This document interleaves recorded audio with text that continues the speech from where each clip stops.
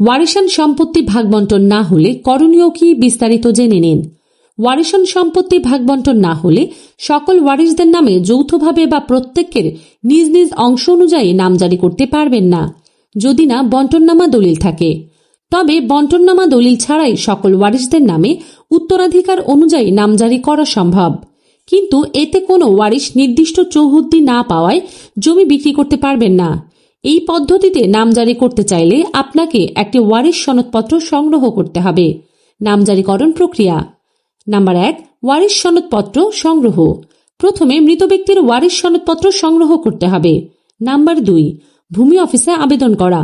সংশ্লিষ্ট ভূমি অফিসে নামজারির জন্য আবেদন করতে হবে। আবেদনের সাথে প্রয়োজনীয় কাগজপত্র জমা দিতে হবে।